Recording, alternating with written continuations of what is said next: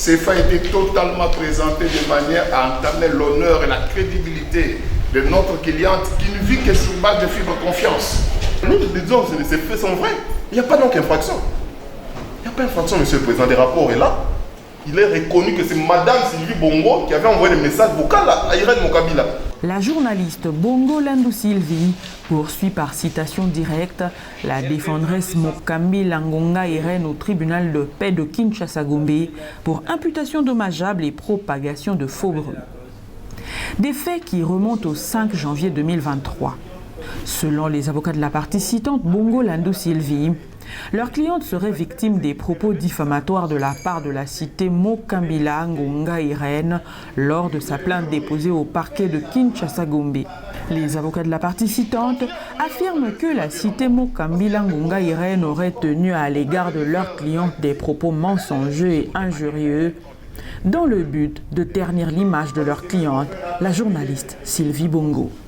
La cité qui comparaît devant vous a utilisé des tierces personnes ou a parlé avec des tierces personnes en des temps précis. Elle a imputé de fait à notre cliente qui consiste à dire qu'elle avait été empoisonnée et donc c'est notre cliente qui l'avait empoisonnée. Et le mobile de cela, c'est que notre cliente Bongo Landou lui avait chippé son nom, et donc M. Pierrot Anquet. Et c'est pour cette raison que notre cliente, se sentant lésée, a recouru à votre juridiction les procès-verbaux d'audition de la cité devant le ministère public qui date du 4e jour du mois d'avril de l'an 2003. Lorsqu'il lui est posé deux questions fondamentales. La première, confirmez-vous les termes de votre plainte à charge de Madame Sylvie Bongo et M. Nkessana? La cité répond, je confirme. Le ministère public qui l'auditionne cherche à savoir comment elle entend élucider la question d'empoisonnement. La cité répond, c'est moi et ma fille qui étions empoisonnés. Je détiens les images attestant notre état de santé. Je me souviens que Madame Sylvie Bongo avait fait des accolades à moi et à ma fille. C'est juste après que nous nous sommes sentis mal. Et après examen, le constat d'empoisonnement avait été confirmé par le médecin. À l'audience du jour, les avocats de la partie citante affirment que les éléments constitutifs de ces deux infractions mises à charge de la cité sont réunis. Ils sollicitent du tribunal de condamner la cité au paiement de 100 000 $ américains et d'ordonner son arrestation immédiate. Ces faits étaient totalement présentés de manière à entamer l'honneur et la crédibilité de notre cliente qui ne vit que sur base de fibre confiance. Elle est journaliste de profession depuis 25 ans. Et il n'y a que la confiance qui est le gage de l'exercice de sa profession. C'est une mère, c'est une fille. Vous entendez aujourd'hui, avec tout le buzz qu'il y a, les émissions télévisées, et voilà, vous avez même constaté vous-même l'acharnement qu'il y a eu par la cité à vouloir absolument faire médiatiser même l'audience en cours. L'intention derrière, c'était que le monde entier sache qu'il y a une criminelle Bongo qui est en circulation, qui a pour spécialité empoisonner les gens, échipper le mari des gens. Le préjudice moral, matériel, y est. Et vous condamnerez la partie citée à la modique somme de 100 000 $ américains ou à son équivalent, et ça sera justice. Votre tribunal constatera que les deux infractions sont commises en concours idéal. Donc, au-delà de la peine pénale, de la sanction pénale qui sera requise par le ministère public, comprendra que la gravité nécessiterait de pouvoir demander ou inclure une clause exécutoire ayant trait à l'arrestation immédiate parce que la dangerosité y est. Deuxièmement, au préjudice moral qui reste inestimé, vous allouerez la petite somme de 100 000 équivalent francs congolais et cela, ce sera justice. Le ministère public, dans son réquisitoire, sollicite du tribunal de condamner la cité Mokambila Irène à 1 an et 2 mois de servitude pénale principale. Votre tribunal constatera que la prévention d'imputation dommageable qui est mise à charge de Madame Monkabila Ngomba Irène est établie à fait comme à droit. Et de ce fait, votre tribunal le condamnera à une année de servitude pénale. Aussi, nous avons dit que votre tribunal le condamnera à une année de servitude pénale. Et le fait que la partie citante devra recevoir réparation du préjudice, votre tribunal lui allouera des dommages et intérêts raisonnables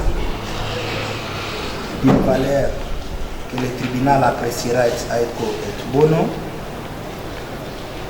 et mettra tous les frais d'instance à charge de la partie citée et condamnera cette dernière à une peine de 2 mois de servitude pénale. Par conséquent, faisant le cumul, votre tribunal le condamnera à une peine de 1 année et 2 mois. Ce concours matériel bien idéal. Merci. Les avocats de la partie citée pour leur part affirment que la voix derrière les appels téléphoniques et les messages vocaux est bel et bien de la citante Sylvie Bongo, telle que confirmée par la police scientifique. Ils soutiennent que les infractions mises à charge de leurs clientes ne sont pas établies en droit. Ils sollicitent du tribunal d'acquitter leur cliente et de condamner la citante Sylvie Bongo au paiement d'1 franc congolais pour procès téméraire et vexatoire. Nous disons que ces faits sont vrais. Il n'y a pas donc infraction. Il n'y a pas infraction, monsieur le président. Des rapports est là. Il est reconnu que c'est madame Sylvie Bongo qui avait envoyé des messages vocaux à Irène Monkabila. Donc les faits imputés ne sont pas faux, mais des faits vrais. Est-ce qu'on a ici démontré que les faits ont été imputés dans l'intention de nuire, monsieur le président? Quelqu'un qui vient de subir un empoisonnement, non seulement elle-même, mais aussi avec sa fille, qu'elle aime tant, une jeune fille, monsieur le président, flair d'âge, qui continue à courir entre les risques de la vie et la mort. Parce qu'il y a des poisons toujours dans son corps. On peut venir faire des blagues ici, mais elle est toujours exposée. Elle doit aller à l'étranger se faire vider les sangs et revenir. Mais on vient vous raconter des histoires ici. Donc, au regard de tout cela, on a brisé sa relation avec quelqu'un, et quelqu'un part se plaindre auprès de l'État. On dit non, il y a intention de nuire. Non, monsieur le président. Lorsqu'on s'estime victime, n'est-ce pas, des faits injustes, l'on s'en remet à l'État congolais. Je comprendrais que l'État allait dire ça à quelqu'un, à la cité. Elle est allée à la police, monsieur le président. Et pas n'importe, c'est pas les sociaux du quartier là. La coordination nationale et la police judiciaire du parti. Ce n'est pas n'importe quel organe. Et elle a des preuves. Une preuve, l'une des preuves est là. La police scientifique a confirmé que cette voie est bel et bien de la partie citante. Il n'y a pas légèreté, il n'y a pas intention de nuire, monsieur le président. Il y a intention de rechercher la justice juste. S'il y avait intention de nuire, elle allait la suivre dans son bureau et voilà, elle imputait des choses devant les gens. Elle est allée devant le juge. C'est une dame très civilisée, ma cliente, monsieur le président.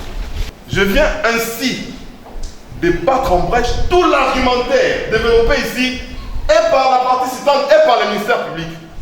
Mon intervention s'est basée sur la loi et la doctrine que j'ai devant moi, monsieur le président. Mais je viens de démontrer qu'il n'y avait pas mauvaise foi. Notre cliente a été empoisonnée. Elle a reçu un message vocal où on dit Azam Tobaki ici. Et elle a saisi les organes habilités par l'État congolais pour examiner les plaintes. Il n'y a pas mauvaise foi, monsieur le président. Notre cliente postule à la somme symbolique de 1 franc congolais. C'est pour discipliner la partie citante. 1 franc congolais symbolique. Nous, on ne rêve pas les 100 000 $, parce que madame travaille, elle a de l'argent.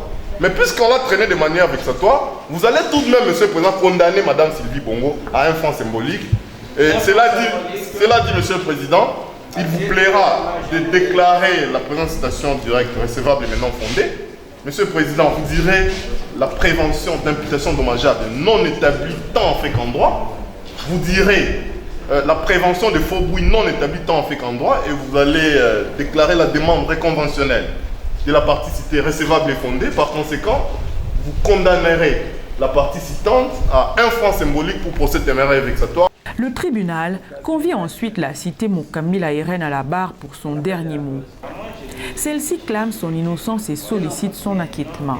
Votre dernier mot, qu'en dites-vous? Merci beaucoup, Monsieur le Président. Je crois que j'ai été victime,